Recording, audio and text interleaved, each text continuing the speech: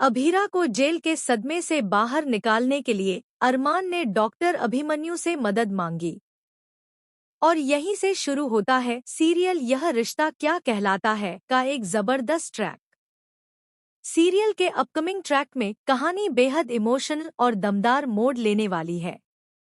अभीरा भले ही जेल से बाहर आ चुकी है, लेकिन वहां का सदमा उसे भीतर तक तोड़ चुका है। वह खुद को कमरे में बंद कर लेती है, किसी से बात नहीं करती और खाना पीना भी छोड़ देती है। उसकी चुप्पी और टूटा हुआ हौसला देखकर पूरा घर परेशान हो जाता है। परिवार के लोग अरमान से कहते हैं कि अगर ऐसा ही चलता रहा तो अभीरा की तबीयत और बिगड़ जाएगी।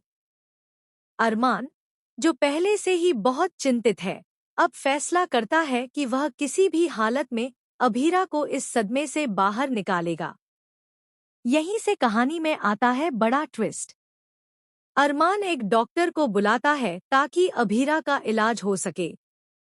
डॉक्टर जांच के बाद कहते हैं कि अभीरा का खाना पीना जरूरी है, लेकिन सबसे अहम है कि वह मानसिक आघात से बाहर निकले। डॉक्टर सलाह देते हैं कि उसे किसी अच्छे साइकेट्रिस्ट या थेरेपिस्ट को दिखाया जाए, जो उसकी खोई हुई हिम्मत वापस ला सके। डॉक्टर यह भी बताते हैं कि एक ही इंसान है जो शायद अभीरा को इस दर्द से बाहर निकाल सकता है, डॉक्टर अभिमन्यु। उनकी म्यूजिक थेरेपी कई लोगों को गहरे ट्रॉमा से बाहर निकालने में मदद करती है। अरमान तुरंत अभिमन्यु से संपर्क करने की कोशिश करता है।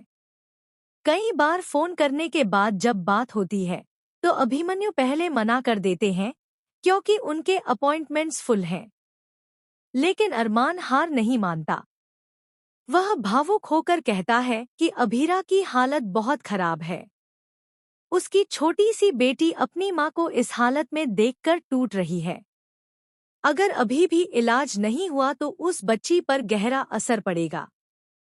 अरमान की बात सुनकर अभिमन्यु आखिरकार मान जाते हैं और कहते हैं कि आप अभीरा को मेरे म्यूजिक सेंटर लेकर आइए। अब ट्रैक में एंट्री होती है सबसे बड़े इमोशनल मोमेंट की।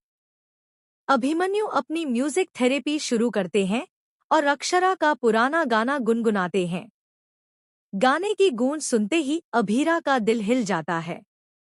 उसकी आंखों में आंसू आ जाते हैं और उसे ऐसा लगता है जैसे उसकी मां अक्षरा उसके पास खड़ी है।